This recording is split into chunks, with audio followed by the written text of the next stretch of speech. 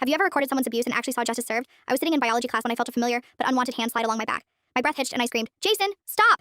Jason smirked and laughed while turning to his friends. "Make me?" His reply was cocky like usual. This was the third time he had done something like this, and I was on the verge of breaking down. Jason was the principal's son, and so popular among the students that basically anything he did went under the radar. For some reason, he had chosen me as a new target of his harassment, even though I had never talked to him. I had talked to teachers, counselors, even his friends, and all of them told to enjoy it like his harassment was some type of privilege. One day when he pushed me against a vending machine as I was trying to get a drink, I finally had enough. I started secretly recording his abusive behavior. I would voice record him every time he'd catcall me and tell me I should wear skimpier clothes. I screenshotted every disgusting text he sent me, messages like, "We should totally fuck tonight," or "I know you're probably touching yourself right now." Things like that would have landed any other boy in straight up prison, but Jason unsidered this normal. One day he snapped and dragged me to the janitor's closet by my arm. I only had my phone with me, so I turned on the camera and pointed it right at his face, thinking it'd protect me.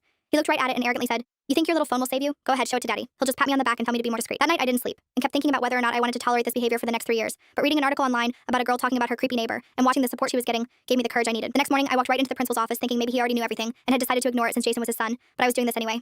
In his office, I played all the video files and handed him printed screenshots. I braced myself for the evident dismissal, but as the principal reviewed the content, his face darkened. "I am so sorry, young lady. This is not how I raise my son. I promise you I will not let this slide." I was stunned. I sighed with relief when he told me to go back to class while he called an emergency board meeting with Jason as an attendee. A day later, the school board convened and the principal himself presented the damning evidence against his own son. Jason was left in shock as his vile actions were brought out in the open. He yelled, "Dad, come on! Boys will be boys, right? You're the one who told me that. You've got to take my side." But his desperation fell on deaf ears when his dad said, "I'm extremely ashamed and suggest that this student should be suspended immediately." Jason was sent home while they deliberated on him, and the board actually tried to persuade the principal into letting this matter go with detention. But thankfully he didn't budge, and a few hours later Jason was suspended indefinitely. I actually felt safe walking down the halls knowing that he was no longer there and hoped that he would never return. But 3 days later, Jason showed up at my doorstep and fear gripped me once more. I thought for sure that he had stalked me and was here to settle the score. But then I noticed he was holding an envelope and that his head was completely shaved. He kept looking at my feet as he spoke. "I'm sorry for what I did to you. I'm leaving for military school tomorrow. My dad has made it clear I need to learn respect and accountability." Then he handed me the apology letter and quietly walked away. There wasn't any excuse in the letter, just straight up acknowledgement of his actions and apologies.